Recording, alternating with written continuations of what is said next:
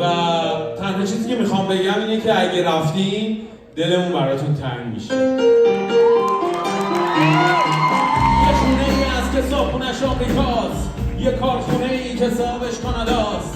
یه کوچه ای هست که نصفشون لندنن، یه خیابون دراز که تهش معلوم نیست کجاست، یه شهری هست که همشون مسافرن، چمدوناشون رو بستن و همیشه حاضرن، کلاسه چینی و روسیشون ترک نمیشه، دیگه فکراشونو کردن میخوان از هم برن. تو بذار وقتی غروب شد برو، اگه جنگ تموم شد برو، بذار جنوب کشیدن کبوترها که پریدن وقتی همه ترسیدن. تو بذار با که از آسیاب افتاد برو، اصلا بذار بعد انتخابات برو، اوضاع که خوب شد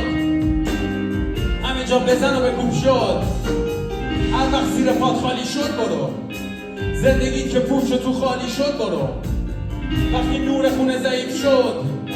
کاسه صبرت که لبریز شد برو، بذار اگه بامت جور شد برو، اگه اجاقت کور شد برو، همه چیزتو بفروش و ول کن برو، خونه رو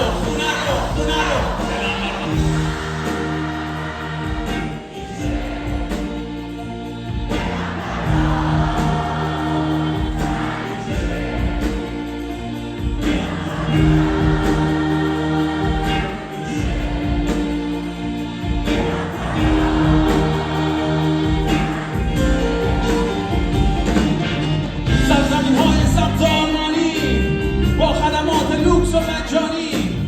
رتبه اول رفاه اجتماعی در ممالک شرقی و غربی و میانی،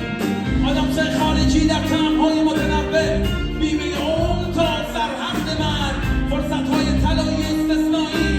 خوشبختی و شرایط ویژه تحمیلی. ببینم روحت که پیر شد برو، چشات به خمار اسیر شد برو،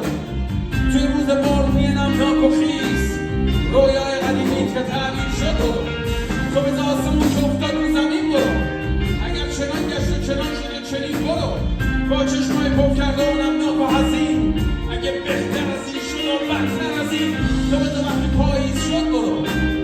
دنیا خیلی غم‌انگیز شد برو، آب که بگم از سرت گذشت سر وجب، خبرها که زنده نمیز شد برو،